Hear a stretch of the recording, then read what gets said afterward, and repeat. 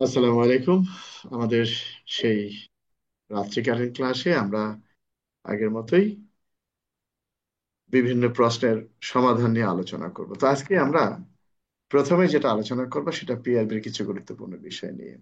আমরা সর্বশেষ যেটা আলোচনা করেছিলাম পিআরবি 280।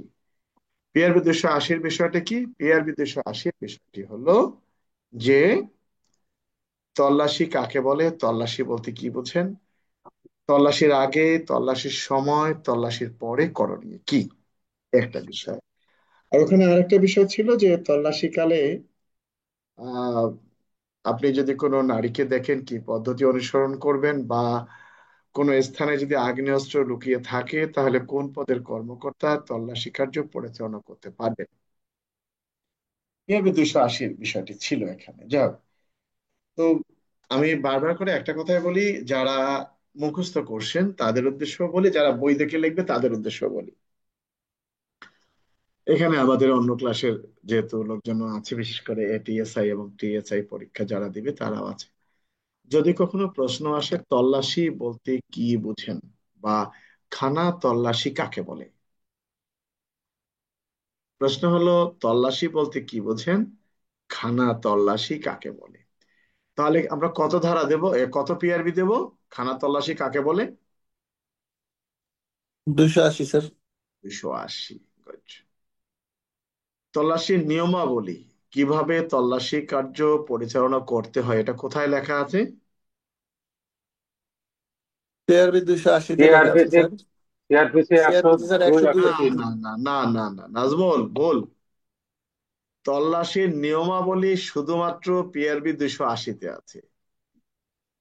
সিআরপিসির 103-এ বলছে পুলিশ অফিসার যখন তল্লাশি করতে যাবেন তখন দুই বা ততোধিক ব্যক্তিকে সাক্ষী হিসেবে তলব করতে পারবেন বা ডাকবেন।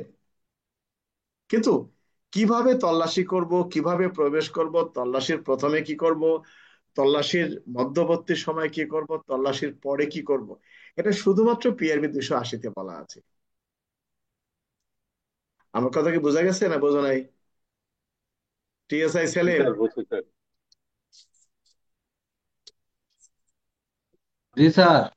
যদি কখনো প্রশ্ন আসে তল্লাশি বলতে কি বুঝেন, শুধু লেখবা পিআরবি 280 বিধি অনুযায়ী তল্লাশি বলতে বোঝায় লুকায়িত কোনো কিছু উদ্ধারের লক্ষ্যে আইন বলে যে অভিযানটা পরিচালনা করা হয় সেটাই তল্লাশি।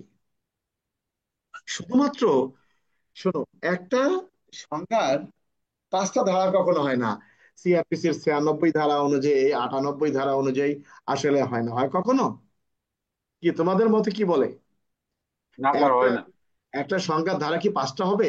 সেখানে কোথাও বলা আছে? সেখানে বলা আছে যে পুলিশ কিভাবে তল্লাশিটা করবেন, আবদ্ধ স্থানের মালিক পুলিশকে তল্লাশি করতে দিবেন। কিন্তু তল্লাশি কাকে বলে সেখানেও কিন্তু বলা নেই, আছে নাকি? কারো জানা আছে? নাই। শোনো, একটা কথা বলে নেই, সেটা হলো যে আমাদের সবচেয়ে বড় সমস্যা যেটা, এই যে আমি একটা কথা লিখছিলাম যে কর্তৃপক্ষ যারা প্রশ্ন করে তারা ভাবে যে সবাই আইন বিষয়ে ডিগ্রি নিয়েছে। অনেকেই আমাকে ফোন করে ধন্যবাদ জানিয়েছে, অনেক। বিষয়টা কোথায়? তো আসলে নির্দিষ্ট করে যারা বিভাগীয় পদোন্নতি পরীক্ষা দিচ্ছেন তাদের জন্য যদি একটা গাইডলাইন থাকতো, তাদের জন্য যদি একটা গাইড তৈরি করা হতো, তাহলে কিন্তু আজকে এই দ্বিমতের সৃষ্টি হতো না। কিন্তু দেখা যাচ্ছে যে এটা দায়িত্ব দিয়েছে কাকে? একজন পুলিশ সুপার পদমর্যাদার ব্যক্তিকে। ওনার কিন্তু সময় নাই। উনি কি করলেন, দিলেন একজন ইন্সপেক্টরের হাতে। ইন্সপেক্টর সাহেব বোঝেন না, এএসআই দেরকে দিয়ে দিলেন। তো সে যেটা শিখছে সেটাই তো দিবে। হ্যাঁ, এটা ঠিক আছে তো স্যার, ঠিক আছে। কিন্তু বইয়ের বাইরে তো আমরা কেউ না, আছে কি? কি? না স্যার। আচ্ছা, আমরা আজকে চলে আসি পিআরবি 282। শনাক্তকরণ মহড়া বলতে কি বোঝেন, বা টিআই প্যারেড কি, টিআই প্যারেড কোথায় অনুষ্ঠিত হয়? টিআই প্যারেড অনুষ্ঠিত হলে একজন ব্যক্তির একজন ব্যক্তিকে শনাক্ত করতে গেলে কতজন ব্যক্তি উপস্থিত থাকতে হবে, অর্থাৎ শনাক্তকরণ মহড়া পরিচালনার পদ্ধতি আলোচনা করুন। বিষয়টা কি বুঝতে পারছো?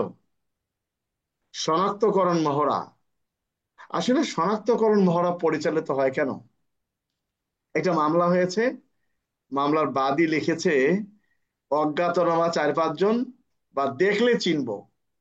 এরপরে মালামাল নিয়ে গেছে। এই যে মালামালগুলো, স্বর্ণের চেন যার আনুমানিক ওজন 1 ভরি, তো স্বর্ণের চেন তো অনেকগুলো হতে পারে। তাহলে এখানে কি করা হবে? কি করা হবে? স্বর্ণের চেন, তো ওই রকম স্বর্ণের চেন যদি উদ্ধার হয়, সন্দেহযুক্ত কোন স্বর্ণের চেন, সন্দেহযুক্ত ব্যক্তিকে যদি গ্রেফতার করা হয়, প্রকৃতপক্ষে যে ওই ব্যক্তি অপরাধী বা ওই মালটাই, এটি চিহ্নিত করিবার লক্ষ্যে যে আয়োজনটা করা হয় সেটি শনাক্তকরণ মহড়া। আমার কথা কি বোঝা যায়? স্যার বুঝা যায়। অর্থাৎ পিআরবি 282 অনুযায়ী শনাক্তকরণ মহড়া বলতে বোঝায় সন্দেহযুক্ত ব্যক্তি বা সন্দেহজনক ব্যক্তি বা অজ্ঞাতনামা ব্যক্তি বা অজ্ঞাতনামা বা অজ্ঞাত মালামাল শনাক্ত করিবার নিমিত্তে যে কার্যক্রম পরিচালনা করা হয়, এটি টিআইপি, টেস্ট আইডেন্টিফিকেশন প্যারেড বা শনাক্তকরণ মহড়া। আমার কথা কি বোঝা যায়? জি স্যার, যাই ক্লিয়ার স্যার। স্যার। আচ্ছা, স্যার আপনার বিষয়টা বুঝছি স্যার, এখানে একটু বলার ছিল স্যার যদি। বলো। স্যার এখানে কি বস্তু শনাক্তকরণের ক্ষেত্রে স্যার টি অ্যাপারেট হয় স্যার? কেন হবে না? কত স্বর্ণ হয়েছে, কত মালামাল হয়েছে, তুমি লিখে দিলা 1 ভরি গলার স্বর্ণের চেন, একটা আসামের কাছ থেকে এরকম 5 ভরি স্বর্ণ উদ্ধার হলো, চোরাই মালামাল উদ্ধার হলো। তোমরা কি দেখো না টেলিভিশনে, স্বর্ণের দোকান যখন ডাকাতি হয়, এই মালামালগুলো আসলে তার কিনা, চুরি হয়, এই মালামালগুলো তার কিনা, তা শনাক্ত করে না? দেখা গেল ঠিক তোমার আছে একটা, স্যার।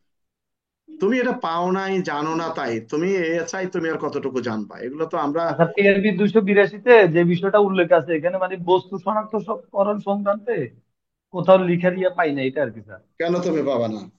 কোন অপরাধ সংগঠনের দায়ে কোনো ব্যক্তিকে শনাক্ত করিবার প্রয়োজন দেখা দিলে, এখানে এই যে তুমি মনে করছো যে এখানে ব্যক্তির কথা, মানে মালামালের কথা উল্লেখ করা নেই, এই তো? হ্যাঁ, জি স্যার, ওই বিষয়টা আর কি স্যার। এটা বহু আমরা করে আসছি, আমরা বহু করে আসছি। স্যার এটা তো আমরা জানি যে ব্যক্তি শনাক্ত করার জন্য। কেন মালামাল শনাক্ত করার জন্য কি করবে তুমি? তোমার এজাহারে যে উল্লেখ করা আছে, আমার একটি কালার টেলিভিশন যার গায়ে সনি এত ইঞ্চি এত এত এত মডেল লেখা আছে, ওইটা উদ্ধার স্যার হলো। এটা তো জেলখানা শনাক্ত করে স্যার। কে বলছে? তাইলে মালামাল থাকেনি স্যার। শোনো, এইটা জেলখানায় করতে হবে তোমাকে কে বলছে? রাজারবাগ পুলিশ লাইনে অনেক টিআইপি করছি আমি। আর কোর্ট হাজতের যখন আমি ওসি ছিলাম, আমি বহু শনাক্তকরণ মহড়া করছি, আমার এখানে বহু হয়েছে। কারণটা না হলো, স্যার বলছি এই জন্য স্যার, টি অ্যাপারেট যে কোনো জায়গায় অনুষ্ঠিত হইতে পারে, কিন্তু স্যার শোনো, আমার। কর্তৃপক্ষের ইচ্ছা, কর্তৃপক্ষের ইচ্ছা, কর্তৃপক্ষের ইচ্ছা জেনে রাখবা, এটা বুঝতে পারছো? শনাক্তকরণ পরীক্ষা পরিস্থিতির অনুকূল হলে কারাগারের অভ্যন্তরে করিতে হবে, কারাগারের অভ্যন্তরে করতে পারে, কারাগারের বাইরে করতে পারে। বুঝতে পারছো?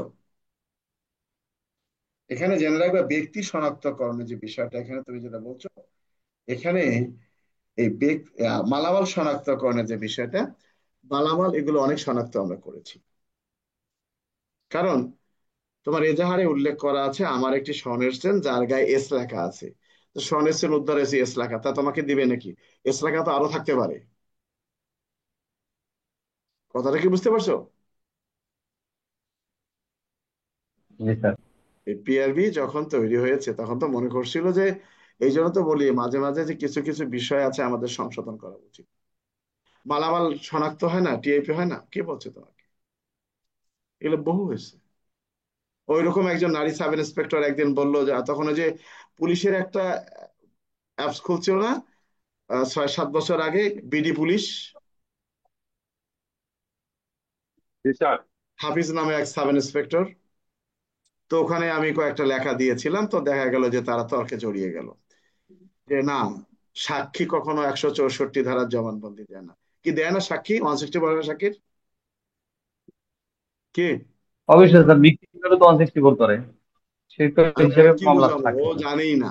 তার মানে কি, এই বই লেখকগুলো যারা আছে একটা থানা চাকরি করে, নট এ সিঙ্গেল ম্যান থানায় চাকরি করছে, সবগুলো এই অফিস থেকে ওই সাক্ষীর অফিস। 164 বিক্রি করে তো 164। থানার কার্যক্রম আর অফিসের কার্যক্রম একটা, যাক লিমিট। এখন প্রশ্ন হলো টিআইপি বলতে কি বুঝছেন? আচ্ছা, আরেকটা হলো পদ্ধতি আলোচনা করুন তাহলে। একজন ব্যক্তিকে শনাক্ত করতে গেলে কতজন লোক সংখ্যার প্রয়োজন? 8 থেকে 10 জন। 8 থেকে থেকে 10 জন 10 স্যার। জন। 8 থেকে 10 জন স্যার। 10 জন। আর একাধিক হলে 20 থেকে 20 থেকে 30 জন স্যার। 20 থেকে 20 30 থেকে জন। 30 জন। আচ্ছা, এটা কিন্তু একটা বিষয় বলা আছে, যেমন কেন বললাম রাজারবাগ পুলিশ লাইনে হয়ে থাকে।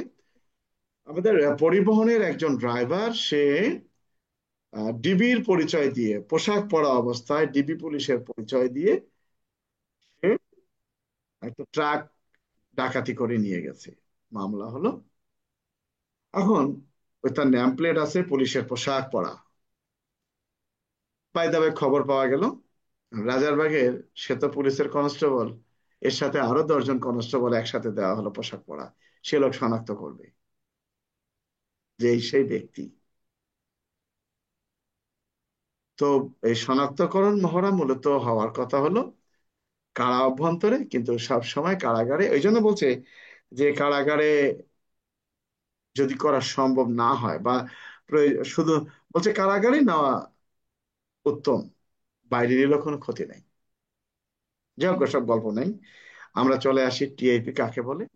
আর আহ, ব্যক্তি শনাক্তকরণের ক্ষেত্রে একজন ব্যক্তিকে শনাক্ত করতে গেলে কতজন ব্যক্তির প্রয়োজন, এবং একাধিক ব্যক্তি হলে কতজন ব্যক্তির প্রয়োজন। এটা তোমাদের এমসিকিউতে আসে।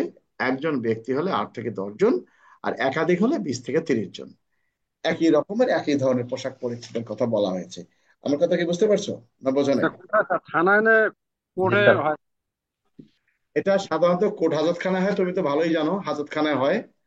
এটা থানাও করতে পারে, দেখা গেল যে থানারই একজন অভিযুক্ত আছে কিন্তু আসামিটা এখানেই আছে, তখন কি করবা? বুঝতে পারছো? দেখা গেল যাকে শনাক্ত করার প্রয়োজন সে অলরেডি থানায় কর্মরত, তখন কি করবে? তাই কি ধরে নিয়ে ওখানে যাবে? কথাটা কি বুঝতে পারছো? পুলিশের লোকের প্রয়োজন, তা পুলিশের লোককে কারাগারে নিয়ে যাবে? দেখা গেল পুলিশের পোশাক পরিহিত অবস্থায় অপরাধ করেছে, শুধু পোশাক পরা দেখছে, তাদেরকে দেখলে চিনবে, নাম প্লেটও ছিল না, তো তখন কি করবে? ওই যে বলা আছে একই রকমের পোশাক, তাহলে কি কয়েদিদেরকে পোশাক পরাবে? কথাটা কি বুঝতে পারছো? জি স্যার। এগুলো এই জন্য বলা আছে। যাক, এখানে কিছু মায়ের প্যাচ আছে, এত আমাদের গল্পের প্রয়োজন নাই এখানে। স্যার, হ্যাঁ, টিআই প্যারেড আটকায়নে কত ধারায় দেওয়া হবে sir? TI parade. TI parade সাক্ষ্য আইনের যোগ্য হবে 9 স্যার। ধারায় প্রাসঙ্গিক। 9 ধারায়। ঠিক আছে। শোনো, আহ ধোপার কাপড়ের রশিদ, ধোপা, ঘটনাটা হলো একটা বাড়িতে চুরি হয়েছে। চুরি হওয়ার পর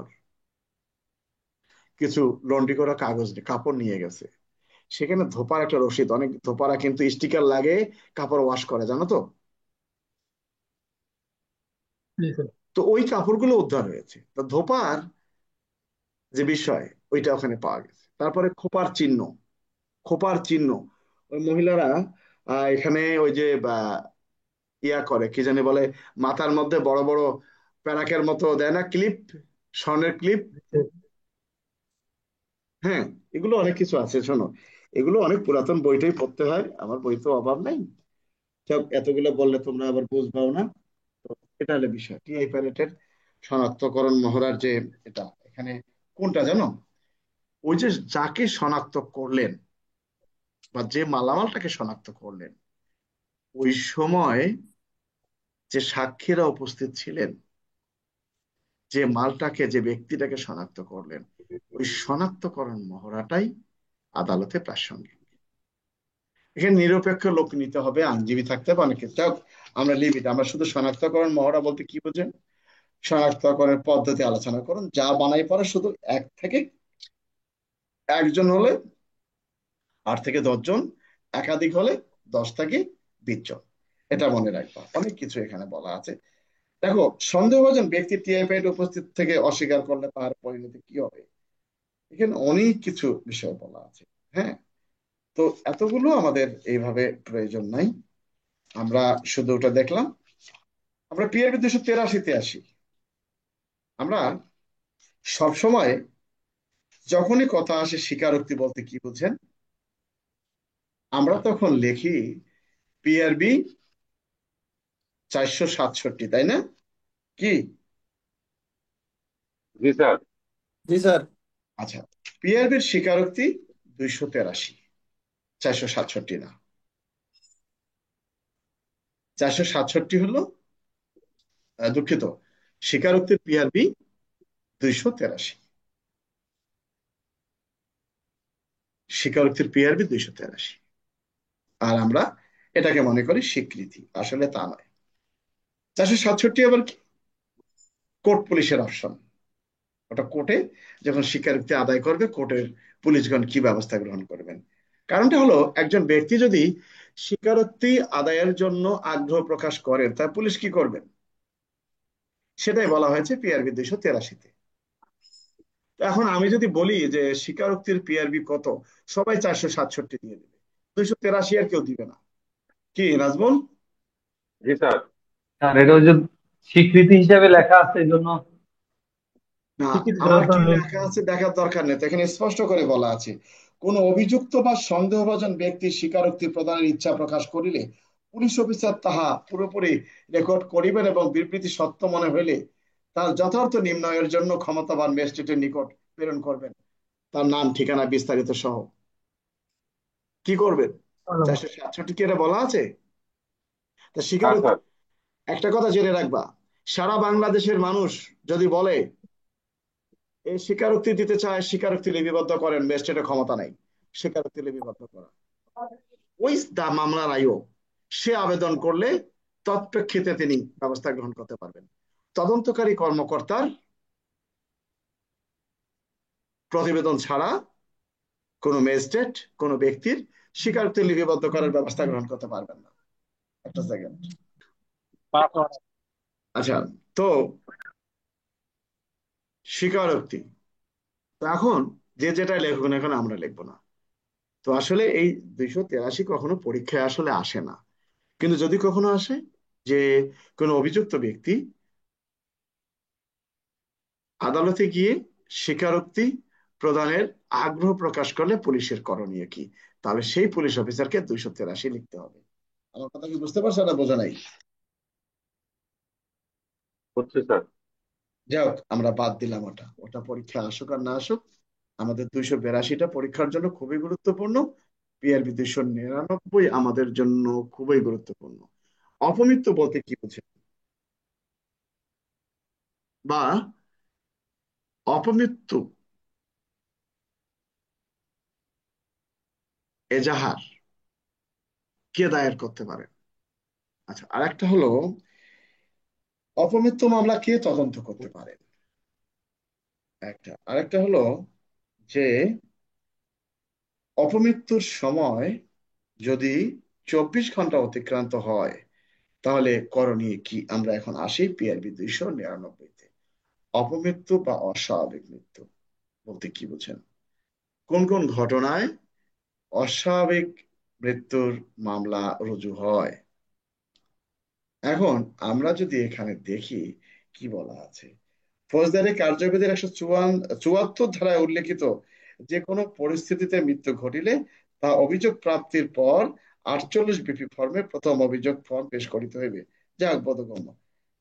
তাহলে কে অপমৃত্যুর ঘটনা তদন্ত করতে পারেন বলছে, inspector, assistant inspector, head constable মৃত ব্যক্তির লাশ যে স্থানে আছে সেই স্থানে যাবেন। তাহলে একজন হেড কনস্টেবলও কি এই সুরতহাল অপমৃত্যুর ঘটনার সুরতহাল প্রতিবেদন প্রস্তুত করতে পারবেন? জি স্যার, পারে স্যার। পারেন। একজন হাবিলদার, যেটা আমরা এটিএসআই বলে থাকি বা এএসআই এবি বলে থাকি। ভালো কথা। আচ্ছা, ভালো কথা। এখন পুলিশ অফিসার স্বাক্ষর করিতে হইবে এবং ফৌজদারি কার্যবিধির 174 ধারা মোতাবেক 2 বা ততোধিক সম্মানিত ব্যক্তি স্বাক্ষর করতে হবে। প্রশ্ন হলো, সুরতহাল প্রতিবেদনে কয়জন ব্যক্তির কমপক্ষে স্বাক্ষর থাকতে হবে? দুইজন। দুইজন। 2 বা দুইজন স্যার। ততোধিক। 2 বা কমপক্ষে ততোধিক। 2 জন। তদন্তের সময় 24 ঘন্টা অতিক্রান্ত হলে তদন্তকারী কর্মকর্তার করণীয় কি? সিডি সিডি ওই লিখবেন স্যার। 99 লিখবে। বিধি মোতাবেক কেস ডায়েরি লিপিবদ্ধ করবে। আচ্ছা, এখন এখানে যে কথাটি বলেছে যে অপমৃত্যুর ঘটনা তদন্ত করতে গিয়ে যদি 24 ঘন্টা অতিক্রান্ত হয়, তাহলে তদন্তকারী কর্মকর্তা কেস ডায়েরি দাখিল করবেন। এই তো নাকি? আচ্ছা, এখন প্রশ্ন হলো, যদি অপমৃত্যুর ঘটনা তদন্ত করতে গিয়ে আপনি বুঝতে পারেন যে এটি আত্মহত্যা নয় হত্যা, সেক্ষেত্রে করণীয় কি? সেখানে যে বিষয়টা বলছে, তদন্তকারী পুলিশ অফিসার যদি সংগঠিত অপরাধকে বোধগম্য অপরাধ হিসেবে বিবেচনা করেন, তাহলে তদন্ত পরিচালিত হবে সিআরপিসির 157 ধারার অধীন এবং মামলার ডায়েরি পেশ করিতে হইবে। আমার কথা কি বুঝতে পারছো? তার মানেটা কি? এখানে যে কথাটি বলছে যে 157 ধারা কি তদন্তের বিষয় বলা আছে, তো তদন্ত করতে গেলে তো মামলা রেকর্ড করতে হবে নাকি? মামলা রেকর্ড ছাড়া তো তদন্ত করা যাবে না। দেখ, আমরা ওটাতে না যাই, আমাদের এমসিকিউ এর মধ্যে যেটা আসে, এবং একটা লিখিত প্রশ্ন আসছিল 5 মার্কের। একটা বান্দরবন জেলার একটা পাহাড়ে এইভাবে মারা গেছে, একজন সাব ইন্সপেক্টর গিয়ে 24 ঘন্টা অতিক্রান্ত করেছেন। তার করণীয় কি? তার করণীয় একটাই, তিনি কেস ডায়েরি দাখিল করেন। ভালো কথা। একটা ঘটনায় যদি একাধিক ব্যক্তির মৃত্যু হয়, তাহলে সুরতহাল প্রতিবেদন কয়টা হবে? আলাদা আলাদা আলাদা সুরতহাল আলাদা আলাদা স্যার, আলাদা প্রতিবেদন। হবে একাধিক স্যার। ভাবে স্যার। আলাদা। মামলা একটা হবে। এজাহার কয়টা হবে? একটা স্যার। একটা স্যার। আচ্ছা, চূড়ান্ত রিপোর্ট কয়টা হবে? একটা স্যার। একটা স্যার।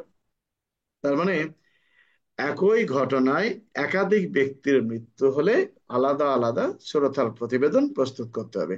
এটাকে তো সিআরপিসি তে উল্লেখ করা আছে কি? নাই স্যার, উল্লেখ নাই স্যার। না স্যার, নাই। দেখ নাই। আচ্ছা, তো এখানে এজাহার কয়টা হবে? এজাহার একটা একটা স্যার। হবে স্যার। একটা স্যার, একটা এজাহার হবে স্যার। এজাহার একটা হবে, বুঝছি। আর চূড়ান্ত রিপোর্ট কয়টা হবে? একটা স্যার। একটা স্যার। একটা হবে। আচ্ছা, এখন থানার 1 কপি প্রথম রাখিতে হবে, 1 কপি চূড়ান্ত রিপোর্ট রাখি। আচ্ছা, ভিতরে রেজিস্টার, এটা ভালো কথা। পুলিশের আওতাধীন এলাকায় কোনো আঘাতের কারণে কোনো হাসপাতালে কেউ মারা গেলে নিম্নলিখিত পদ্ধতি অনুসরণ করতে হবে। দেখো, একটা প্রশ্ন আসছিল, আমি কেন কথাগুলো বলি তোমরা কিন্তু পড়ো নাই। কিরকম? রংপুর জেলায় একজন ব্যক্তি আহত হয়েছে, গুরুতর আহত। তার আত্মীয় স্বজন তাকে ঢাকা মেডিকেল কলেজ হাসপাতালে চিকিৎসার জন্য নিয়ে আসছেন। ঢাকা মেডিকেল কলেজ হাসপাতালে চিকিৎসারত থাকা অবস্থায় ওই ব্যক্তিটা মৃত্যুবরণ করেছেন। এখন এই ঢাকা মেডিকেল কলেজ হাসপাতাল যে থানার আওতায়, ওই থানার পুলিশ অফিসারের করণীয় কি? একটা পরীক্ষা প্রশ্ন আসছিল না? জি জি স্যার, স্যার। আসছিল। এটা জানো কি? এটা কি তোমাদের না জানা স্যার। আছে? এটা পরীক্ষা যে প্রশ্ন আসছিল একটা এরকম, জি জি স্যার, স্যার। জানা আছে স্যার। কি আলমগীর হোসেন, তোমার জানা আছে? নাই মনে হয় নাকি? না স্যার, আমার স্মরণ আসতেছে না। স্মরণ নাও থাকার কথা, কারণ বুড়ে গেছো তো বেশি, আমরা এগুলো মনে থাকে। যাও, এখানে কি বলা আছে দেখো, পুলিশের আওতাধীন এলাকায় কোনো আঘাতের কারণে কোনো কোনো হাসপাতালে কেউ মারা গেলে কি পদ্ধতি অনুসরণ করতে হবে? কি? পুলিশের আওতাধীন এলাকায়। আচ্ছা, তখন বলছে মারাত্মক বা আহত এমন কোন লোককে মফস্বল থেকে শহর বা তাহার আশেপাশে কোনো হাসপাতালে প্রেরণ করা হলে ঘটনার সংক্ষিপ্ত বিবরণ সহ আহত হইবার ঘটনা প্রমাণ করিতে পারে এমন সাক্ষীর নাম ও ঠিকানা একটি নোট বাংলায় সংশ্লিষ্ট থানা থেকে হাসপাতাল যে থানায় সেই পুলিশের নিকট পাঠাইতে হইবে। তার মানে তোমার রংপুর জেলা থেকে একটা রোগী ঢাকা শহরে হাসপাতালের জন্য আসছে, যে এলাকাতে ঘটনাটি ঘটেছে ওই থানার অফিসার ইনচার্জ এই হাসপাতালটি যে থানা এলাকায় সেই থানার ভারপ্রাপ্ত কর্মকর্তার নিকট একখানা রিপোর্ট পাঠাবেন, তার নাম ঠিকানা বিস্তারিত লিখে। আমার কথা বুঝতে পারছো? এরপর আহত ব্যক্তি মারা গেলে তাহার মৃতদেহ পোস্টমর্টম করিবার সময় মৃতদেহ শনাক্ত করিবার জন্য আহত ব্যক্তির কোনো আত্মীয় স্বজন বা সংশ্লিষ্ট থানার একজন কনস্টেবলকে হাসপাতালে বা পার্শ্ববর্তী এলাকায় থাকিতে হবে। তার মানে কি, ওই আসামিটা বা ওই আহত ব্যক্তিটা যে এলাকার থেকে আসছিল সেই এলাকার তার আত্মীয় স্বজন অথবা ওই এলাকার কমপক্ষে একজন কনস্টেবল থাকতে হবে সুরতাল প্রতিবেদন প্রস্তুত করার সময়। আমার কথা কি বুঝতে পারছো না বোঝো নাই? স্যার, হ্যাঁ, কও। এখানে পার্শ্ববর্তী থানার একজন লোক মারা গেলেন, আমার থানা এলাকায় হসপিটাল আছে, এটা মানে সরকারি হসপিটাল, এখানে চিকিৎসা নিতে এসে মারা গেছে, তাহলে যেই থানা এলাকার লোক সেই থানার অফিসার ইনচার্জ যেই থানাধীন হসপিটাল সেই থানাকে অবহিত করবে, এই তো স্যার? হ্যাঁ, অবহিত আর করবে, কিন্তু এখানে, তোমার হাসপাতালে এসে মারা গেছে ঢাকা শহরে, তুমি থানার ওসি, তোমার করণীয় জি কি? স্যার, জি স্যার, তো এক্ষেত্রে তার যে তার আত্মীয় স্বজন বা যে কনস্টেবলটা থাকবে, এইটা কি ওই যে থানার ওই থানার থেকে নিচলোক আসতে সেই হবে, থানা ওই থানার থেকে আসতে হবে? আসতে হবে। জি স্যার, এটা ক্লিয়ার হওয়ার জন্য। প্রশ্নটা হলো যে এইভাবে একটা প্রশ্ন আসছিল যে ওই জায়গার থেকে একটা আসামি এখানে চিকিৎসাধীন এসে মৃত্যুবরণ করেছে, উভয় অফিসার ইনচার্জের করণীয় কি সে জানাবে, আর এ মারা যাওয়ার পর সুরতাল প্রতিবেদন প্রস্তুত করবে। বিষয়টা কি বুঝতে পারছো? জি স্যার।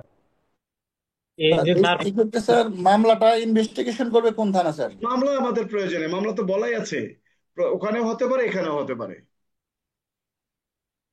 এখানে শুধু সুরুতাল প্রতিবেদন প্রস্তুত করবে আমরা মামলা, এতটুকু এই আছে। যে ফাও কথা তো দরকার নাই, মামলাটা তো আমরা বলেছি যে ক নামক ব্যক্তি ঢাকায় আহত হয়ে রংপুরে চিকিৎসাধীন অবস্থায় মৃত্যুবরণ করেছে।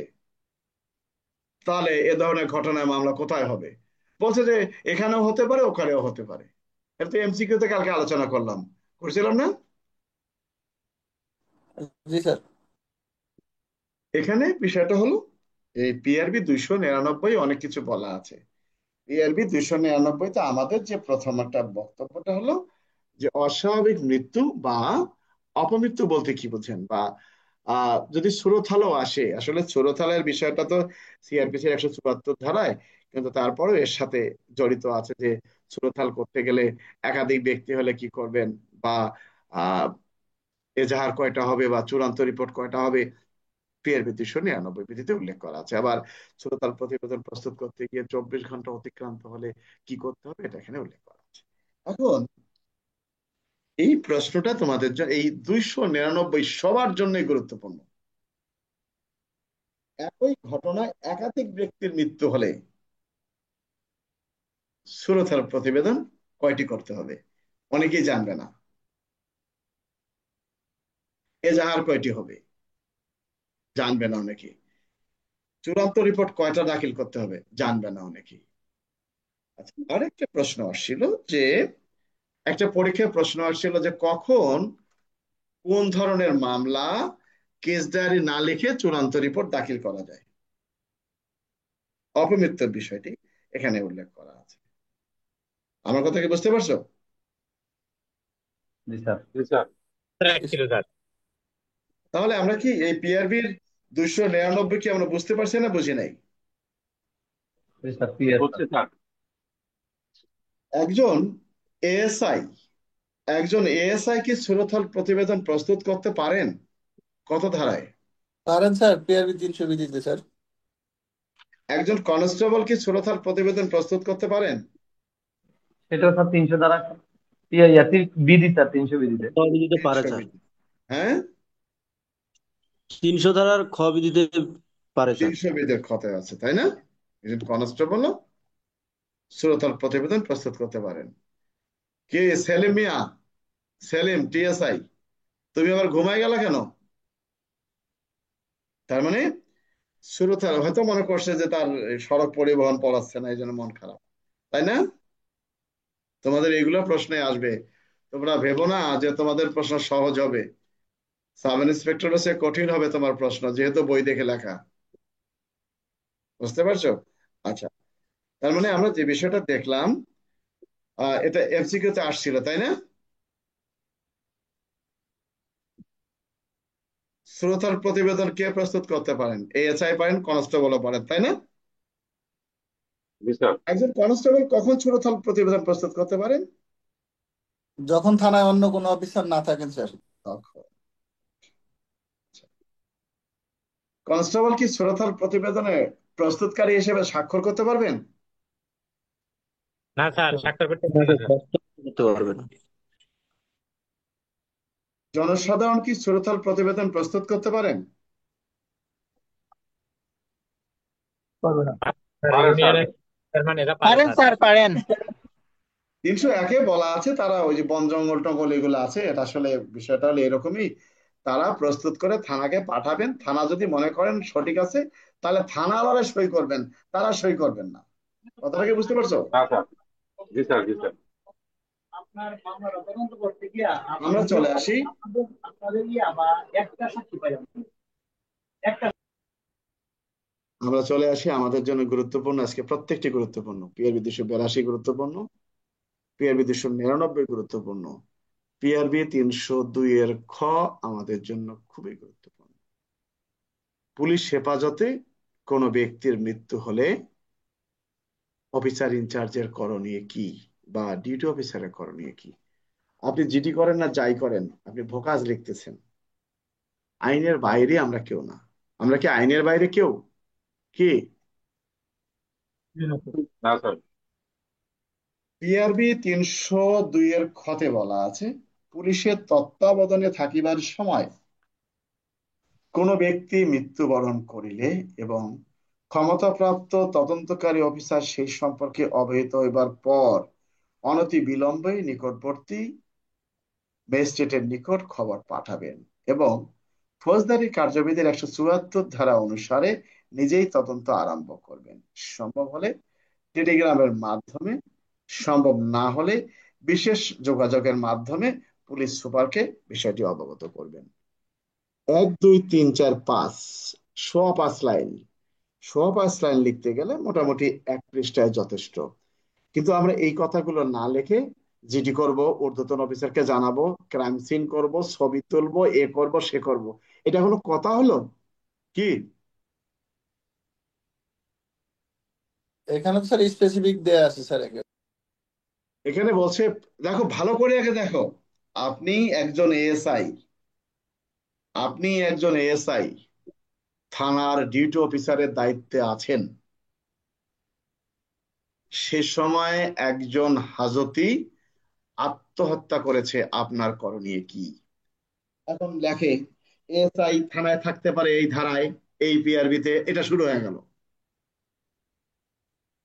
কি করবে এএসআই? আমি ঊর্ধ্বতন অফিসারকে জানাবো 150 120, যেটা ভুয়া। ঘেরাও করব 145, এটাও ভুয়া। তাহলে কি? সর্বশেষ লাগছে পিআরবি 302-এর এই এতটুকু 1 লাইন। কিন্তু সে যে ভুল উত্তরটা লিখলো এটা সে স্বীকার করে না। তাহলে কি করতে হবে?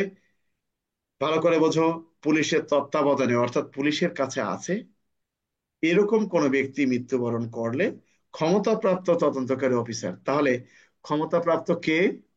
একজন এএসআইও কিন্তু এই অপমৃত্যুর ঘটনা তদন্ত করার ক্ষমতাপ্রাপ্ত। কি আমার কথা বুঝতে পারছো? জি স্যার। তাহলে এখানে ওই 4-এর কিংবা পিআরবি 207-এর এগুলো আসার কোনো সুযোগ আছে? না স্যার। কি বলছে? তদন্তকার ক্ষমতাপ্রাপ্ত তদন্তকারী অফিসার সে সম্পর্কে অবহিত হইবার পর, তিনি জানার পর অনতি বিলম্বে নিকটতম ম্যাজিস্ট্রেটকে বিষয়টি জানাবেন এবং নিজেই সিআরপিসির 174 ধারায় যেভাবে আপনি অপমৃত্যু ঘটনার চূড়ান্ত প্রতিবেদন প্রস্তুত করেন, এভাবে আপনি চূড়ান্ত প্রতিবেদন প্রস্তুত করতে থাকবেন এবং বিষয়টি কাকে জানাবেন? পুলিশ সুপারকে স্যার। পুলিশ সুপারকে জানাবেন। ম্যাজিস্ট্রেট আসবে, ম্যাজিস্ট্রেটকে দেখবো, খাবো, ম্যাজিস্ট্রেট যেভাবে মামলা দিতে কয় মামলা দেবো, এত কিছু আছে নাকি? তাহলে আবার অনেকে লেখে পোস্টমর্টম রিপোর্ট পাওয়া পর্যন্ত অপেক্ষা করব ভিসার জন্য, আপনাকে 5 বছর যশোর কোতোয়ালি থানায় রাখবে, থাকেন বসে বসে খান। কি বেলাল হোসেন?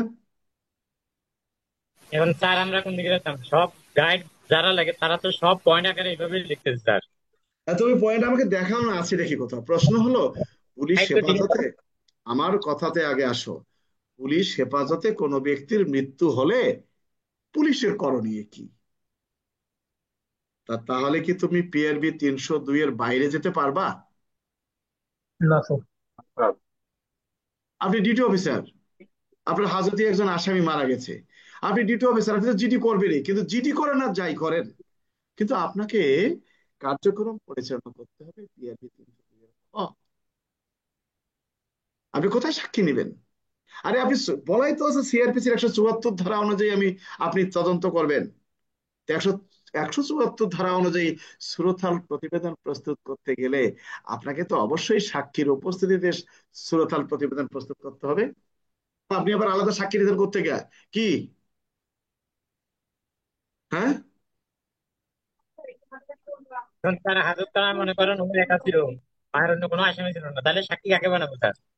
সুরথাল থানায় তো লোক আছে, হাজতখানায় লোক নিতে হবে এমন তো কথা না। আপনি রাস্তার মধ্যে একটা লোক পেয়েছেন, তো অজ্ঞাত লাশ পেয়েছেন, তা অজ্ঞাত লাশ পেলে তার আশেপাশে কি তার আত্মীয় স্বজন পাবেন আপনি? কি এগুলো তর্কের বিষয় না, এগুলো হলো আইন জানার বিষয়। তো এই জন্য আমাদেরকে বিষয়টা বুঝতে হবে। আমরা এত তর্কে যাব না। যারা মনে করে যে এখানে 9টা ধারা দিতে হবে, সেটা তার বিষয়। আমি এত না কনস্টেবলের মাধ্যমে লাশ পাঠাবো পিআরবি এত, আরে পিআরবি 305-এ বলছে লাশের সাথে যে কনস্টেবল যাবে তার দায়িত্ব কি? আপনি কি তার দায়িত্ব লিখতে পারবেন নাকি এখানে? কি লাশ চালান দেবো 309, এ করবো সেটা নয় নাকি? হ্যাঁ, স্যার সৎকারও করে ফেলায়। সৎকার, হ্যাঁ, একেবারে আগুন টাগুন লাগাই দেয় একেবারে। ভাই আমরা দেব না। যদি কেউ চ্যালেঞ্জের মোকাবেলায় আসে তার সাথে কথা বলা যায়। এখন মনে করো তোমরা আমার কাছে ক্লাস করতেছো, আমি যদি ভুলও বলে থাকি তোমরা মনে করবে না স্যার তো আসলে ভুল করতে পারে না, আবার স্যারকে বললে স্যার জানি কি রাগ করে, এটা না। কিন্তু বইয়ের বাইরে তো আমরা কেউ না, কি নাজমুল কবির? আমরা কি বইয়ের জি বাইরে? স্যার। না স্যার, না। আমরা কি বইয়ের বাইরে? আমার প্রশ্ন না হলো স্যার। যারা যে উত্তরটা দিছে, এই এটাকে, তুমি যাও, তোমার স্যান্ডো গেঞ্জি আমার দেখা লাগবে না মিয়া।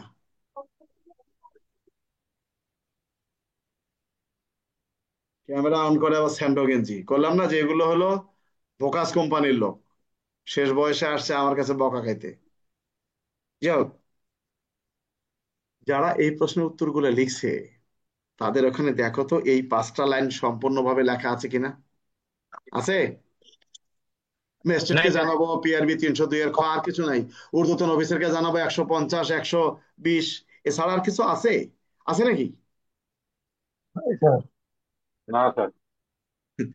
মূলটাই তো সময় ঠিক, লাগবে। দেখো কি বলা আছে। পুলিশ হেফাজতে কোনো আটক ব্যক্তির মৃত্যু হলে পুলিশের কর্তব্য স্পষ্ট করে ব্যাখ্যাতে বলা আছে, দেখো। তাহলে তুমি কি এর বাইরে কিছু লেখার তোমার সুযোগ আছে? কি আছে নাকি? নাই স্যার। নাই স্যার। আমরা বহুবার ফেল করছি না? যদি এরকম প্রশ্ন আসে পিআরবি 302 এর দিয়ে আরেকবার ফেল করে দেখবো। তাই বলে ভোকাস কোম্পানির আমরা এতগুলা ধারা দেব না। শোনো, প্রমোশন হওয়ার পর সে মনে করে, মানে সে বলে আমি এ করছি, সে করছি, ও করছি, হ্যাঁ। ফেল করার পর সে কিন্তু তার অপরাধটা স্বীকার করে না। একটা কথা মনে রাখতে হবে, আইনের বাইরেই আমরা কেউ না। আপনি ঊর্ধ্বতন অফিসারকে জানাবেন বলাই তো আছে, পুলিশ সুপারকে জানাবো, কারণ কি জানো, এই বিষয়টা যখন এটা পাশ করা হয়েছে, যেমন আমি যখন এএসআই ছিলাম, নিজে ডিটি অফিসার ছিলাম, কোনো সাব ইন্সপেক্টর ছিল না, হত্যা মামলা অনেক রুজু করছে, ওসি ওসি সাহেব সই করতো না, ওসি মামলা রেকর্ড করবে কেন? এরকম কিন্তু আইনে কিন্তু ওসির করার কথা, তাই না? আচ্ছা, তো বিষয়টা হলো এরকমই। তো সুরতার প্রতিবেদনের বিষয়টি এখানে যে কথাটি বলা আছে যে আপনি সুরতার প্রতিবেদন প্রস্তুত করবেন, আপনার দাম নাই কিন্তু, কিন্তু তারপর আপনি করবেন, কারণ ম্যাজিস্ট্রেট আস্তে আস্তে লাশটা যদি পড়ে যায়, থেতলে যায়, তাহলে আপনি একটা অপরাধী হবেন, ক্ষতিগ্রস্ত হতে পারে লাশটি। আপনি ছবি তোলেন না যাই তোলেন, আমার কথা কি বুঝে গেছে? আমি কোথায় যাব? আমি তো আইনের বাইরে না। তারপরেও যদি তোমাদের সন্দেহ হয় যাদের, তারা দিতে পারো, তবে আমি মনে করি এটাই সঠিক উত্তর। আর এখানে জিডির কথাটা কি লাগবো নিচে? পুলিশের দায়িত্ব কর্তব্যের ভিতরে তো জিডির কথাটা কোথায় জিডি রে? কোথায় জিডি তোমার এখানে আছে? পিআরবি এখানে 300, পিআরবি 302 এর খতে কি বলা আছে জিডির কথা? না স্যার। তো তাহলে তুমি জিডি লাগবে কিসের আবার? তোমাকে যে প্রশ্ন করছে তুমি সেটাই তো উত্তর দেওয়া নেই। জিডি করবে এই ধারা, এই মেয়ে জিডি এই ধারা নাকি তুমি জানো? ঘটনা কি আচ্ছা বলছে? জিজ্ঞেস ঘটনায় জিজ্ঞাসা বলছে করলাম। নো জিজ্ঞাসা, এগুলো হলো ফাও পড়া। ওই ফাও যারা পড়ে তাদের অপরাধ ক্ষমার যোগ্য না। স্যার কিরকম ফাও পড়া? বলা আছে জেনারেল ডায়েরি কাকে বলে। জেনারেল ডায়েরি কাকে বলে সরাসরি উল্লেখ করা হয়েছে পুলিশ আইনের 44 ধারায়। জেনারেল ডায়েরি কাকে বলে, জেনারেল ডায়েরিতে কি কি বিষয় লিপিবদ্ধ করা হবে, এটা পুলিশ আইনের 44 এবং পিআরবি 377-এ বলা আছে। পিআরবি 377-এ বলা আছে কিভাবে জেনারেল ডায়েরিটা লিপিবদ্ধ করতে হবে। তাহলে 154-55 আসলো কেন? যেহেতু পুলিশ আইনের 44 ধারায় বলা হয়েছে থানা এলাকায় যে সকল আমলযোগ্য অপরাধের সংবাদ আসবে তারও সারমর্ম জেনারেল ডায়েরিতে লিপিবদ্ধ করতে হবে। তাহলে আমলযোগ্য অপরাধ আসলে কি মামলা নেয় না একশো জি চুয়ান্ন স্যার, মামলা অনুযায়ী? নাই।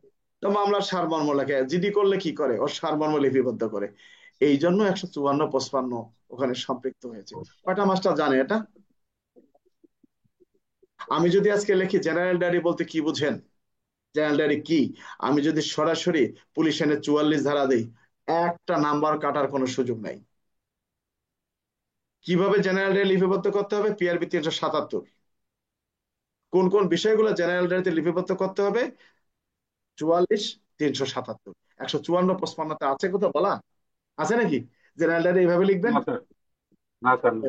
হুদায় যে একটা ধারা দিচ্ছে, এই ধারাটা কোন খোঁজ নিছো তোমরা কি?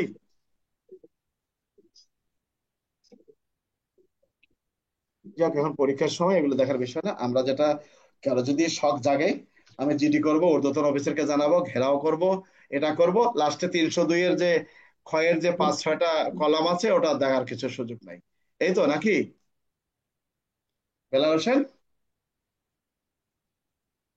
হ্যাঁ, স্যার হ্যাঁ। এখানে কি আর সিআরপিসির 174 দিব না 176 দিব?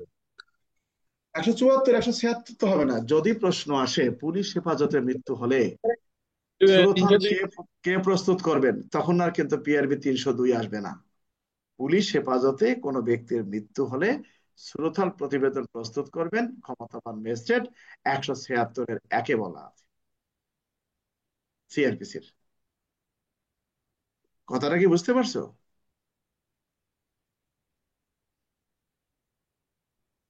কি বেলাল হোসেন?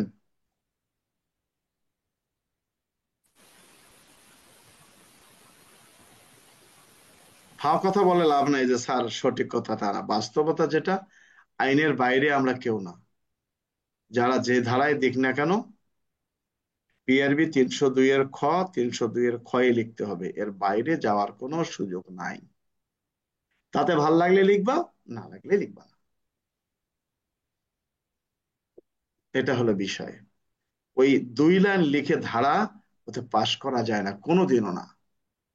তুমি তো জানোই না এখানে একটা ধারা তুমি যে দিলা, ধারাটা কেন আসছে তুমি কি জানো?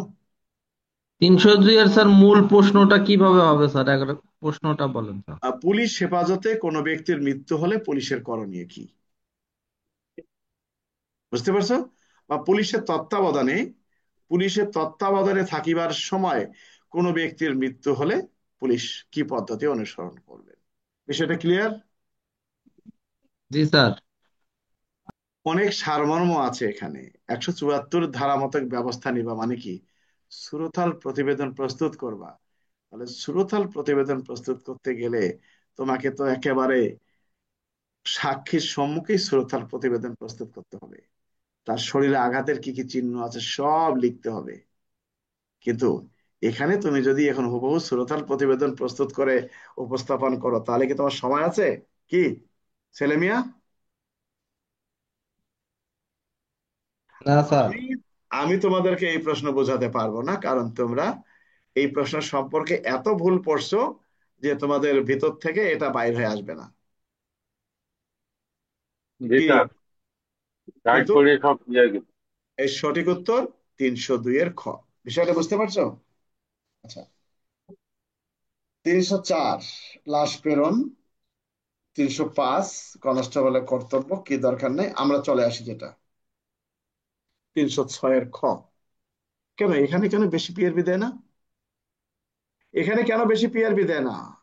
এই 306 এর খতে কি বলা আছে সেটি হলো, পোস্টমর্টেম রিপোর্টের সাথে যদি কি পোস্টমর্টেম রিপোর্টের সাথে টোটাল যদি রিপোর্টের গড়মিল থাকলে। পুরুথাল রিপোর্টের গরমিল পরিলক্ষিত হয়, সেক্ষেত্রে অনুসরণীয় পদ্ধতি কি, বা বা করণীয় কি? অর্থাৎ পিআরবি 306 এর কথে বলা আছে, মেডিকেল রিপোর্টের কোনো অংশে কোনো সন্দেহ দেখা দিলে পুলিশ অফিসার তাহা সিভিল সার্জনের নিকট পাঠাবেন। তার মানে কি? মেডিকেল রিপোর্ট, তাহলে মেডিকেল রিপোর্ট কোনটা? Postmortem report. তার মানে কি? কেন পাঠাবেন? তিনি যে তৈরি করছেন তার সাথে যদি গরমিল পরিলক্ষিত হয়। আর তুমি যদি বলো স্যার এখানে কি আমার 1 মার্ক 5 মার্ক দিব, তো 1 লাইন, তোমার কি আরো জায়গার থেকে টেনে এনে দিবে নাকি এখানে? কি নাজমুল? জি স্যার। প্রশ্ন এটাই। প্রশ্ন প্রশ্নের মতোই। কারো কিছু বলার আছে? নাই? আছে নাকি কিছু বলার? না স্যার। একটা কথা বলি, বেওয়ারিশ লাশ অপসারণের দায়িত্ব কার উপর বর্তায়? পৌরসভা স্যার। পৌর কর্তৃপক্ষ। পৌরসভা স্যার। বা রেলওয়ে। এখন এই বেওয়ারিশ লাশ সম্পর্কে যে পুলিশের অনেকগুলো ওই সুরতহালে 310 লাগাই দিছে, তাই না? শোনো, এখানে বলা হয়েছে স্থানীয় ব্যবস্থা অনুযায়ী মৃতদেহের চূড়ান্ত অপসারণের দায়িত্ব ম্যাজিস্ট্রেট বা পৌরসভা কর্তৃপক্ষের উপর। রেল লাইনের উপরে কেউ মারা গেলে তার আত্মীয় স্বজন যদি লাশটা নিতে না চায়, কারণ রেল লাইনের উপরে কেউ মারা গেলে অনেক মানে টুকরা টুকরা হয়, তার আত্মীয় স্বজন ভয়ে নাও নিতে পারে। তা বলছে যে তার মৃতদেহটি যদি ডোম দিয়ে সরানো হয়, তার খরচটা কি করতে হবে? তার খরচটা তার আত্মীয় স্বজনের কাছ থেকে নিতে হবে, এই তো নাকি? জি স্যার। আচ্ছা, তাহলে আমরা এখানে যে বিষয়টা আসি, বা এখানে ম্যাজিস্ট্রেটের ফান্ড থেকে টাকাটা নিবেন, এখানে আত্মীয় স্বজন ম্যাজিস্ট্রেটের কথাই বলা থাকে। আচ্ছা, এখন আমরা 312 আহত ব্যক্তির মেডিকেল পরীক্ষা, এটা যদিও পরীক্ষার সময় আলোচনা করা ঠিক না, তারপরে আলোচনা করছি। প্রশ্ন আসছে কি জানো? ভালো করে বোঝো। গ্রেপ্তারকৃত আসামিকে হাজতে রাখার পূর্বে ডিউটি অফিসারের করণীয় কি? এই প্রশ্নের উত্তর শুধুমাত্র পিআরবি 328। অনেক মাস্টাররা 312 দিয়েছেন। কার কথা বলা হয়েছে? ডিউটি অফিসারের, তাই না? কি? জি স্যার। আচ্ছা, 312 যে তারা দিচ্ছেন, 312টা আমরা পড়ে দেখি কি বলছে। কোন আহত ব্যক্তিকে মেডিকেল পরীক্ষার জন্য পাঠানো হলে ফর্ম নম্বর এততে মেডিকেল অফিসার নিকট পাঠাবেন, চালান দিবেন। দেখো, কোনো অপরাধে অপরাধী নহে এমন আহত ব্যক্তি বা ব্যক্তিবর্গকে পুলিশ থানায় আনিলে এবং কোনো আপত্তি না থাকলে তাদেরকে নিকটতম হাসপাতালে ডিসপেন্সারিতে পাঠাবেন। হাসপাতালে পাঠাবেন আর আপনি থানা হাজতে রাখতেছেন, এক হলো? কি বেলাল হোসেন? খাওয়া গল্প বাদ। আমরা চলে আসি এখানে আরেকটা ভুল। অজ্ঞাতনামা মৃতদেহ পাইলে পুলিশের করণীয় কি? অজ্ঞাতনামা বা অশনাক্তকৃত মৃতদেহ পাইলে পুলিশের, বা আপনি একজন সাব ইন্সপেক্টর বা ফাঁড়ির ইনচার্জ, আপনি ফাঁড়ি এলাকায় টহল ডিউটি করাকালে অজ্ঞাতনামা একজন মৃতদেহ পাইলেন। আবার এই প্রশ্নটা ইন্সপেক্টরশিপের প্রশ্নে আসছিল, সাধারণ তদন্তে যদি কোনো মৃতদেহ শনাক্ত করা না যায় তাহলে করণীয় কি? সাধারণ তদন্তে তার মানে কি, সাধারণভাবে চুরতাল প্রতিবেদন প্রস্তুত করার সময় যদি একটা মৃতদেহকে আপনি শনাক্ত করতে না পারেন তাহলে আপনি কি ব্যবস্থা গ্রহণ করবেন? আমার কথা বোঝা গেছে? জি স্যার। এই প্রশ্নের উত্তর দেখো পিআরবি 313 এবং 314। অথচ এইটা শুধু এক লাইন লেখছে কি, ক্রাইম সিন করব, ঊর্ধ্বতন অফিসারকে জানাবো, পোস্টমর্টমের জন্য পাঠাবো, এ করব, এই খরচ দেব, সেই খরচ করব, ছবি তুলবো, কিন্তু মূল কথাগুলো এনে কি ব্যবস্থা গ্রহণ করতে হবে। তাহলে আমরা পরে দেখি কি বলা আছে। বলা আছে, কোনো মৃতদেহ বা দুর্ঘটনা নিহত কোনো ব্যক্তি, সন্দেহজনক ঘটনায় নিহত ব্যক্তি, ডাকাতি, শিডিউল চুরি ইত্যাদি কাজ করিবার সময় নিহত কোনো ব্যক্তি সাধারণ তদন্তে শনাক্ত করা না গেলে তার আঙ্গুলের ছাপ নিতে হবে। তার মানে আপনি একজন পুলিশ অফিসার, আপনি অপমৃত্যুর ঘটনায় সুরতাল প্রতিবেদন প্রস্তুত করতে গেছেন, গিয়ে এই ব্যক্তিটাকে কেউ চিনে না, তার পরিচয় নেই, কি নাম কেউ বলতে পারে না, তখন আপনার করণীয় কি? তার মানে অশনাক্তকৃত, তার মানে কে মারছে তা নয়, অশনাক্ত অর্থাৎ মৃত ব্যক্তিটাকে চেনা যাচ্ছে না, যাকে চিনবেন না তার আঙ্গুলের ছাপ নিতে বলছে। কয় আঙ্গুলের ছাপ? 10 10 আঙ্গুল। আঙ্গুলের ছাপ এটা নিতে বলছে। এরপরে একজন ইন্সপেক্টরের তত্ত্বাবধানে তার আঙ্গুলের ছাপ নিতে বলছে। এই তো নাকি? জি স্যার। আবার বলছে যে আঙ্গুলের ছাপ যদি লাশটি ফুরিয়ে যাওয়ার কারণে নেওয়া সম্ভব না হয় তাহলে কি বলছে? হাসপাতালে আপনি জানাবেন। তার মানে কি হাসপাতালে মাংনা লাশটা যাবে? লাশটা তো পোস্টমর্টমের জন্য পাঠাতে হবে, তাই না? আচ্ছা, জি যদি স্যার। পোস্টমর্টমের জন্য পাঠান তাহলে তো ছোটথাল করতে হবে নাকি? আসলে এই প্রশ্নের জন্য জানতে যাচ্ছে যে পিআরবি 313 আপনি সঠিকভাবে লিখছেন কিনা। এরপরে পিআরবি 314 কি বলছে, যে 313 ধারা অনুসরণ করে যদি কোনো মৃতদেহ শনাক্ত করা না যায় তাহলে তার ছবি তুলতে হবে।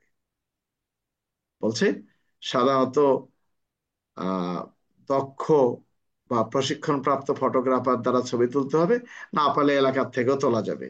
ছবিগুলো অর্ধ আকারে তুলতে হবে, পূর্ণাঙ্গ আকারে তুলতে হবে, এবং এটি থানায় লটকিয়ে রাখতে হবে। যারা থানায় চাকরি করছো বা থানায় গেছো দেখো নাই অশনাক্তকৃত লাশের ছবি পিন মারে রাখছে নোটিশ বোর্ডে? কে আছে না? আচ্ছা স্যার, এটা স্যার ডিবিসি তে আছে স্যার, ওই যে ডিবি ইয়েতে আছে। থাক, এটা তো আছে, এটা এখন এক্সপার্ট। আগে তো এক্সপার্ট বলতে সিআইডি ছিল, তাই না? আমার কথা কি বুঝতে পারছো? কি জি স্যার। এই জিনিসটা আগে ভালো করে বোঝো, তারপরে তোমরা উত্তর দিবা। যাও, পিআরবি সম্পর্কে কারো কিছু বলার আছে তোমাদের? আছে নাকি? পিআরবি সম্পর্কে কিছু বলার আছে? স্যার 12 আর 13টা আর একবার বলেন তো স্যার। পারো না? 13 আর 14 স্যার। 13, 13 আর 14 হলো যদি একজন ব্যক্তি তার মৃতদেহটাকে যদি শনাক্ত করা না যায় সেক্ষেত্রে, অর্থাৎ অশনাক্তকৃত মৃতদেহ পাইলে পুলিশের করণীয় কি, বা বেওয়ারিশ লাশ পাইলে পুলিশের করণীয় কি, বা পরিচয়বিহীন লাশ পাইলে পুলিশের করণীয় কি? বিষয়টা ক্লিয়ার? স্যার উত্তরটা কিভাবে লাগবে স্যার, একটু সাজায়। উত্তরটা লিখবা যে বেওয়ারিশ মৃতদেহ পাইলে কি ব্যবস্থা গ্রহণ করিতে হইবে তাহা নিম্নে আলোচনা করা হলো। এক, পিআরবি 313 বিধিতে উল্লেখ করা আছে বেওয়ারিশ কোন মৃতদেহ পাইলে পি ফর্ম নম্বর এত অনুযায়ী তার আঙ্গুলের ছাপ 10 আঙ্গুলের ছাপ গ্রহণ করিতে হইবে। বিষয়টা ক্লিয়ার? জি স্যার। ঠিক এইভাবে লেখা শুরু করবা।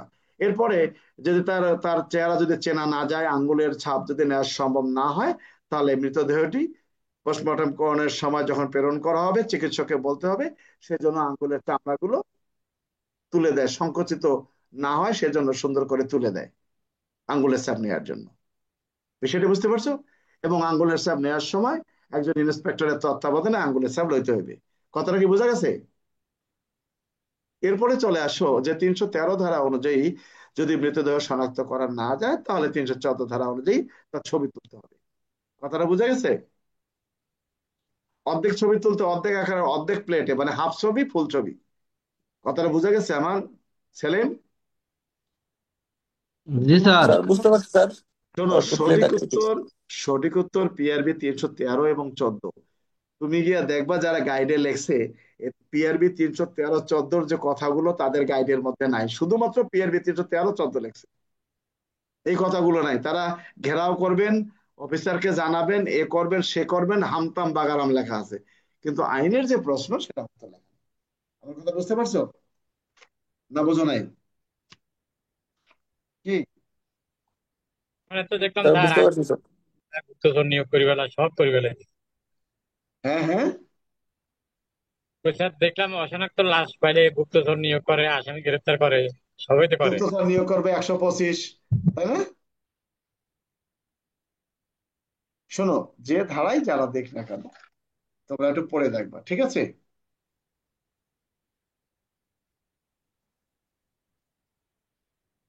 কি আমার কথা বুঝতে পারছো?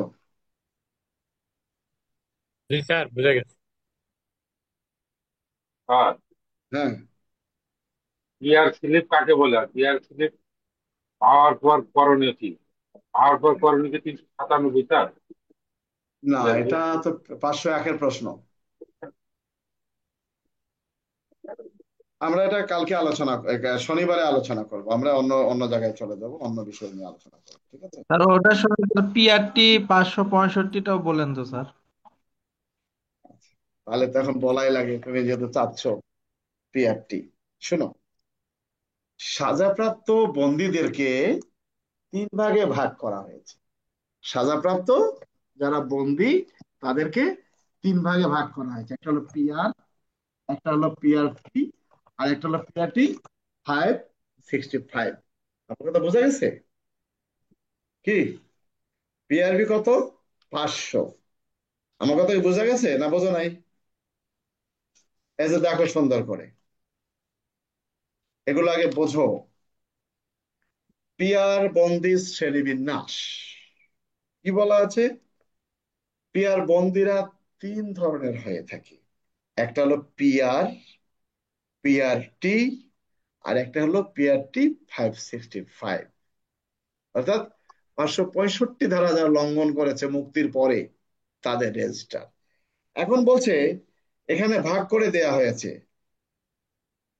বলছে শ্রেণী 1-এ বন্দীদের এমন ব্যক্তিরা থাকিবেন যাহাদের মুক্তির বিষয়টি কাম্য, যাদের মুক্তির জন্য সময় মতো পুলিশকে পূর্বাভাস দিতে হবে, তবে যারা কারাগার কারা বিভাগ কর্তৃক তাদের জন্য দেহ সুবিধার সাথে সাথেই যে কোনো মূল্যে কাজে লাগাইতে পারে, এই মুক্তির বিষয় বাড়িতে ফিরিতে পারে তাহারা অচেনা এবং তাহারা যদি অপরাধের নতুন করিয়া জড়াইয়া না পড়ে।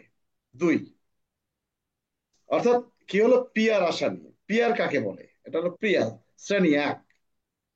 এখন শ্রেণী 2 পিআরটি, এর বলছে এর মধ্যে রয়েছে মারাত্মক ধরনের আসামিরা যাদের বাড়ি থেকে দূরের কোনো কারাগার হইতে ছাড়িয়ে দেওয়া হয়, মানে বাড়ি এখানে রংপুর থেকে তাকে ছেড়ে দিচ্ছে, বাড়ি ফিরিবার পূর্বে তারা অপরাধের কাজে লাগিতে পারে, তাদের মধ্যে যারা অন্তর্ভুক্ত হইতে পারে। এখানে বলা আছে পরিচিত অপরাধী দলের সদস্য যারা এ ধরনের কোনো অপরাধের জন্য গ্রেপ্তার হয়েছে, কুখ্যাত অপরাধী, ভ্রাম্যমাণ দুর্বৃত্ত দলের সদস্য। আমরা এত সংক্ষেপে চলে আসি। পিআরটি 565 দেখো কি বলা আছে। 3, পিআরটি 565 অনুসারে যাদের বিরুদ্ধে ফৌজদারি কার্যবিধির 565 ধারা অনুযায়ী আদেশ অনুমোদিত হয়েছে তারা হয়েছে পিআরটি 565। আমার কথা বুঝতে পারছো সেলিম? জি স্যার। যারা আসামি আটক আছে এই আসামিগুলোকে 3 ভাগে ভাগ করা হয়েছে। একটা হলো পিআর, একটা পিআরটি, একটা পিআরটি 565। বিষয়টা ক্লিয়ার? জি স্যার। আচ্ছা, এখন নাজমুলের যে বক্তব্যটা, পিআর স্লিপ বলছে প্রত্যেক অপরাধীর পিআর প্রণয়ের সময় আদালতের অর্থাৎ কোর্ট ইন্সপেক্টর অথবা স্থানীয় কুশলী ব্যক্তির আঙ্গুলের ছাপ লইতে হইবে। মন্তব্য আকারে পিআর স্লিপ লিখিবেন। এফপি নেওয়া হয়েছে অর্থাৎ ফিঙ্গারপ্রিন্ট নেওয়া হয়েছে, তা জেল প্রশাসকের রেজিস্ট্রারে বন্দি পাঠাবেন। বেলাল হোসেন, নন জিআরে যে পিআর শাখা আছে না একটা, তোমাদের কোর্টে একটা পিআর শাখা আছে না কি? আরে কিছুই তো বোঝো না মিয়া। মনিরুল আছে? মনিরুল, স্যার তোমার কোর্টে পিআর শাখা আছে না? পিআর শাখা আছে স্যার। যেদিন মামলার সাজা দেয় ওই দিন তো হাতের আঙ্গুলের টিপ নেয় না ওই শাখা?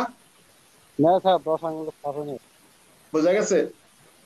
জি স্যার, সাজা হলেই স্যার আমাদের কোর্টে হাজত খানায় সব নেই স্যার। তা ওইটাই ওই 501 পিআর স্লিপ। বুঝতে পারছো? এগুলো এখন আর নাই। যাও বাদ দাও সব, গল্প গুজব করে লাভ নেই। এগুলো এক সময় ছিল, এখন ওইরকম নাই। স্যার নাই তো, এই জন্য জান না আমাদের পরীক্ষা এগুলো দিয়ে দেয় স্যার। না, এগুলো দেয় জানার জন্য, দেয় জানার জন্য। হুম, জানার জন্য দেয়।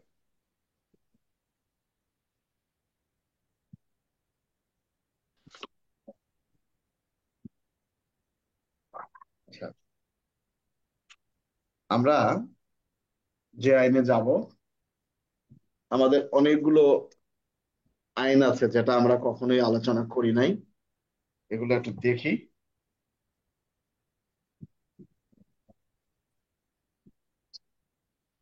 পরীক্ষার প্রশ্ন আসছে যে মানব পাচার বলতে কি বোঝেন বা মানব পাচার কাকে বলে। তো মানব পাচার কি বলা আছে? কোনো ব্যক্তিকে ভয়ভীতি প্রদর্শন, বল প্রয়োগ করে, প্রতারণা করে বা পরিবেশগতভাবে বা তার অসহায়ত্বকে কাজে লাগিয়ে বা কোনো সুবিধা দিয়ে, যদি বাংলাদেশের ভিতরে হোক বা বাইরে হোক, যৌন শোষণ, যৌন নিপীড়ন, শ্রম ইত্যাদির জন্য নিয়ে গেলে এটাই হলো মানব পাচার। মানব পাচার মানে কিন্তু এই নয় যে বাংলাদেশ থেকে বিদেশি নিয়ে যাইতে হবে, তাও কিন্তু নয়। আমার কথা কি বুঝতে পারছো? মানব পাচার কয় ধারায় সংজ্ঞা দেয়া আছে? 3 ধারা। তিনজন আছে, তিনজন। মানব পাচার, অতিরাষ্ট্রিক প্রয়োগ, মানব পাচার, দণ্ড, প্ররোচনা, পতিতাবৃত্তি, মিথ্যা মামলা দায়ের। আমরা যে বিষয়টা এখানে পড়ব সেটি হলো, আপনি মানব পাচার প্রতিরোধ আইনে রচিত মামলার তদন্তকারী কর্মকর্তা। আপনার মামলার তদন্তকালীন সময়ে জানতে পারলেন আপনার মামলার একজন আসামি বিদেশে অবস্থান করছে। আপনার করণীয় কি? কি করতে হবে? স্যার, মানব ওটা পাচার আইনে বিদেশে সাক্ষ্য গ্রহণ করতে পারবে স্যার। হয়। সংক্ষেপে উত্তর দিও না, উত্তর দিলে ভালো মতো দিবা। সাইফুল, কি করতে হবে? স্যার, হ্যাঁ বলো। আইনের 19-এর 5 ধারায় হ্যাঁ। মামলা তদন্তকারী কর্মকর্তা তার মামলা তদন্তের সময় যদি দেখতে পারেন যে তার মামলার কোনো সাক্ষী বা আসামি বিদেশে অবস্থান করিতেছে, তাহলে হ্যাঁ। তিনি বিষয়টি সংক্রান্তে বিদেশে বিষয়টি সংক্রান্তে একটি প্রতিবেদন আদালতকে জানাবেন এবং আদালত এ বিষয় সংক্রান্তে যাবতীয় সাহায্য সহযোগিতা করবেন বিদেশে যাওয়ার জন্য। আর 1906 বলা আছে যে পুলিশ হেডকোয়ার্টার এ সংক্রান্তে একটি তদন্ত মনিটরিং মনিটরিং সেল সেল। গঠন করবেন, এই তো নাকি? তাকে বিদেশ স্যার, যাওয়ার জন্য ব্যবস্থা করবেন, এই তো? জি স্যার, আর্থিক এবং প্রশাসনিক সকল ধরনের সাহায্য আমাদের সহযোগিতা এই করবেন। পরীক্ষা কিন্তু এই প্রশ্নটা মাঝে মাঝে আসে যে মানব পাচার মামলার তদন্তকালে জানতে পারলেন আপনার মামলা বা একজন আসামি বিদেশে অবস্থান করছে বা একজন গুরুত্বপূর্ণ সাক্ষী বিদেশে আছে, সেক্ষেত্রে আমরা করণীয় কি? অর্থাৎ মানব পাচার প্রতিরোধ ও দমন আইনের এই 19-5 ধারায় বলা হয়েছে যে সাক্ষ্য প্রমাণ সংগ্রহের উদ্দেশ্যে বা অপরাধের তদন্ত করার ক্ষেত্রে তদন্তকারী কর্মকর্তা আদালতের অনুমতি নিয়ে বিদেশে যাওয়ার লক্ষ্যে পুলিশ হেডকোয়ার্টার্সে অবগত করতে পারবেন। পুলিশ হেডকোয়ার্টার্স অনুমোদন দিলে তৎপ্রেক্ষিতে তিনি যাবেন, তার আগে পাবেন? না স্যার।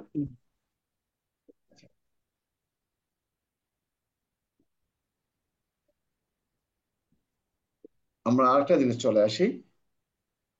মানব পাচার প্রতিরোধ আইন অনুযায়ী প্রতিরোধমূলক তল্লাশি এবং আটক, এটা আসছিল না পরীক্ষায়?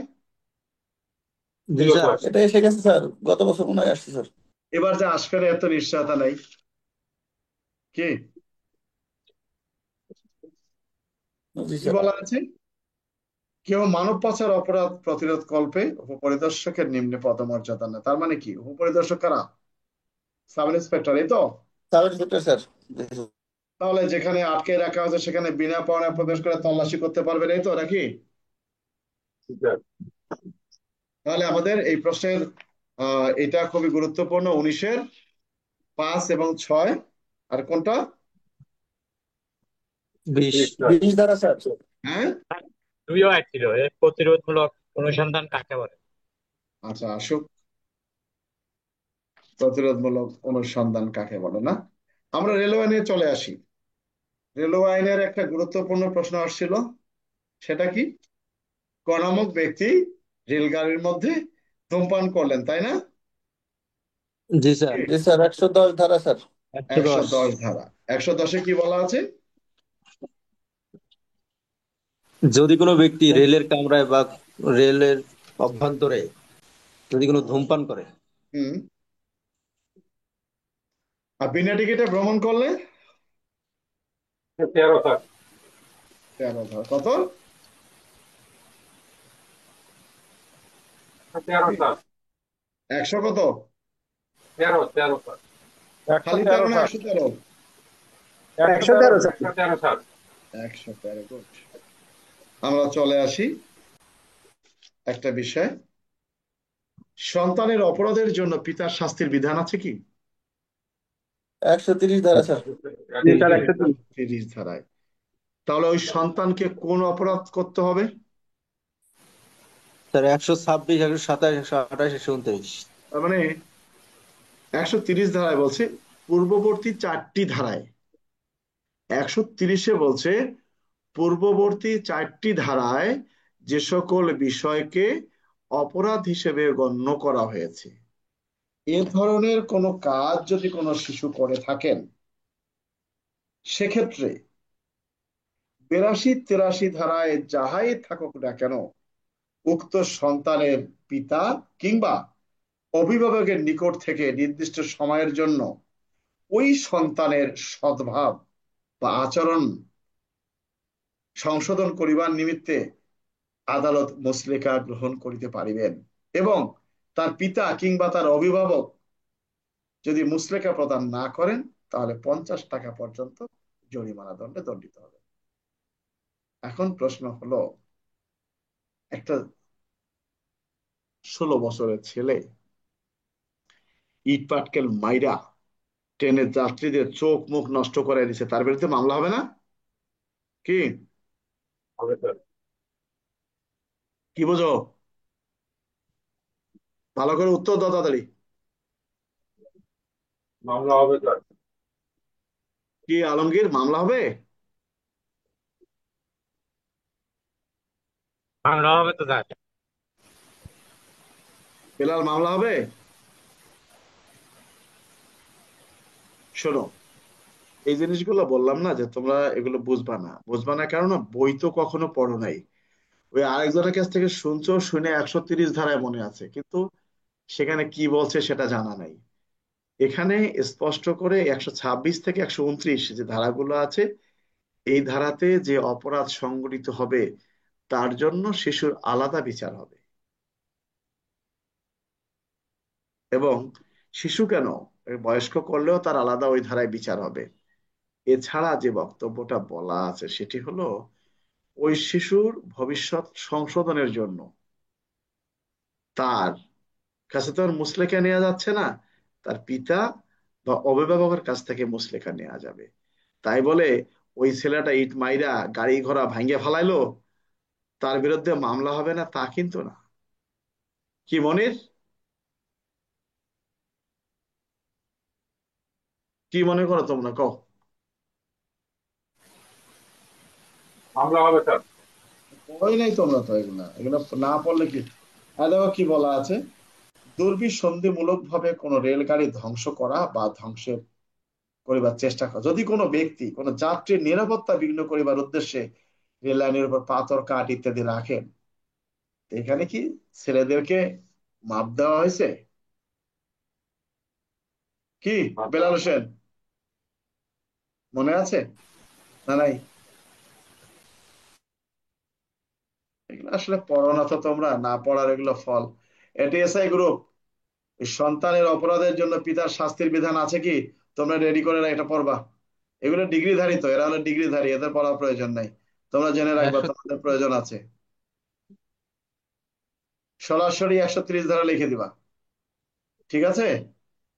জি স্যার, রেলওয়ে আইনের 130 ধারা স্যার। হ্যাঁ, যাই হোক, আমরা আপাতত শেষ করলাম। কালকে তো আর ক্লাস নাই, শনিবারে আমরা রাতে ক্লাস নেব। কারো কিছু বলার থাকলে বলতে পারো।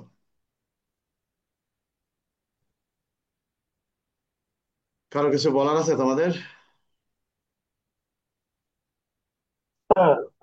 হ্যাঁ বলো যে আবার। মারে, পাথর মারে, সেক্ষেত্রে যদি কেউ আঘাতপ্রাপ্ত হয় এটা সেক্ষেত্রে তার নিয়মিত অপরাধ ধারায় মামলা হবে, বুঝতে পারছো? নিয়মিত ধারায় মামলা হবে। এছাড়াও ওই সন্তান তার সৎ মানে তার চরিত্র সংশোধন করিবার নিমিত্তে, বুঝতে পারছো? জানি না। কেউ যদি মনে করে যে না মামলায় হবে না, তা কিন্তু না। 30 ধারা কি বলছে জানো? 82 83 ধারায় যাই থাকুক না কেন, কেন 82-তে বলছে না যে ওর অপরাধ নাই, এই অপরাধ নাই, অপরাধ হবে না, বলছে না? কিন্তু এখানে বলছে যাই থাকুক না কেন ওই সন্তানের, এখন বলছে পূর্ববর্তী 4টি ধারায় অপরাধে, এখন পূর্ববর্তী 4টি ধারার যে অপরাধ সেখানে কি বলা আছে যে এই অপরাধে শিশু আওতামুক্ত? কি আছে লেখা? না, নাই স্যার। না স্যার। এই জিনিসগুলো মনে রাখবা।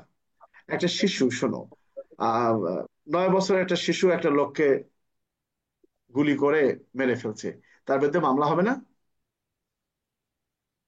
কি, অবশ্যই হবে স্যার। মামলা হবে। তার অপরাধ না, এটা তাকেও, তার পরিবার পরিজন সবাইকে। তার বয়স যে 9 বছর, আমি কেমনে বুঝবো, কম, কিভাবে বুঝবো? যাই হোক, এগুলো অনেক কিছু আছে। যাই হোক, আর কারো কিছু বলার থাকলে বলতে পারো। হ্যাঁ, পরীক্ষার সামনে তোমার পড়া তোমাকেই পড়তে হবে। কিছু বলবা সেলিম, টিএসআই?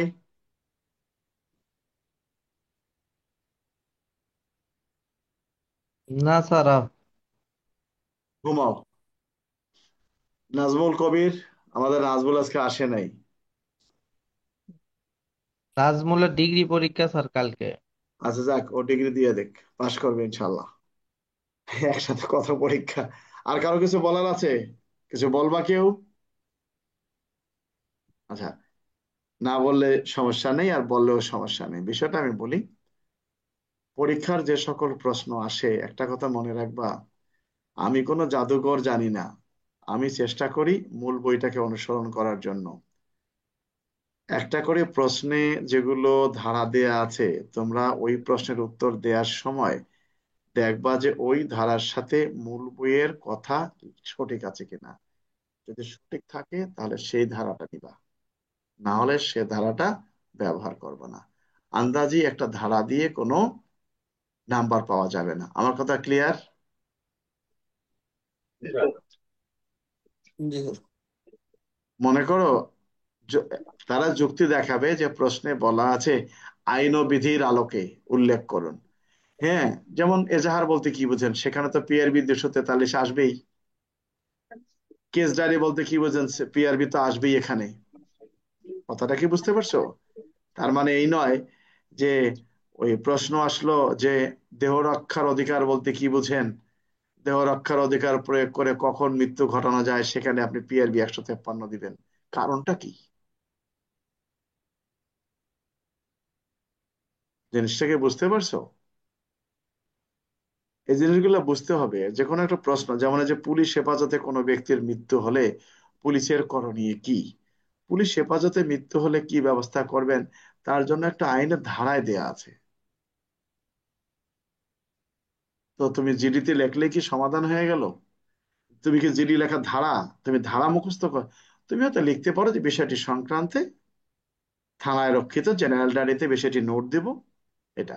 কিন্তু নোট দেওয়ার আগে কি বলছে, তাড়াতাড়ি আগে তুমি খবরটা জানাও। বিষয়টা কি বুঝতে পারছো? আইন বলছে যে তুমি জিডির অপেক্ষায় থাকবা তা হবে না, তুমি আগে খবর জানাও। কথাটা বুঝতে পারছো না বোঝো নাই?